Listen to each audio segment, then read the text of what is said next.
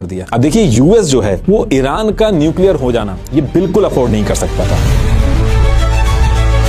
क्योंकि ईरान के पास अगर न्यूक्लियर आ गया तो यूएस का कोई भी प्रेशर या कोई भी धमकी कुछ काम नहीं करता। और जब डर ही नहीं रहेगा ईरान को तो ईरान अपना ऑयल चाहे युआन में बेचे चाहे येन में बेचे, यूएस कुछ नहीं कर पाएगा। और जब ईरान ये करेगा तो बाकी गल्फ कंट्रीज भी करने लगेंगे। और इसके साथ साथ यूएस ने सऊदी अरेबिया गल्फ कंट्रीज को सिक्योरिटी प्रोमिसेस कर रखे हैं। इसी वजह से गल्फ कंट्रीज ने डॉलर को तेल में बेचने के लिए एक्सेप्टेंस दी। तो अगर ईरान न्यूक्लियर देश बनने के बाद गल्फ कंट्रीज पे अग्रेसिव हो जाए या रेवोल्यूशन लाने की बात करे तो यूएस की सारी सिक्योरिटी गारंटीज बस पेपर पे रहेंगी, वो कुछ कर नहीं पाएगा। तो देखिए सारी चीजें बताने का मतलब ये है कि एक अकेले ईरान के न्यूक्लियर बनने से ईयर 1974 से ये जो गेम पूरा चला आ रहा है यूएस का, पूरा ये जो पेट्रो डॉलर का सिस्टम है और डॉलर की डोमिनेंस चल रही है, एक झटके में उसको इंपैक्ट पड़ेगा। तो यूएस कुछ भी अफोर्ड कर सकता है, लेकिन यूएस ईरान को किसी भी कीमत पे न्यूक्लियर देश बनना अफोर्ड नहीं कर सकता। तो जैसे यूएस को पता चला कि ईरान दोबारा से न्यूक्लियर प्रोग्राम अपना स्टार्ट कर रहा है, इनकी और इजराइल की इंटेलिजेंस बहुत अंदर तक घुसी हुई थी, इनको हर चीज पता चल जाती। तो यूएस और इजराइल ने डायरेक्ट हमला नहीं किया, बल्कि एक स्टक्स नाम से एक वायरस बना के इनकी न्यूक्लियर फैसिलिटी पे छोड़ दिया। न्यूक्लियर फैसिलिटी के अंदर जितने भी सेंट्रीफ्यूजेस थे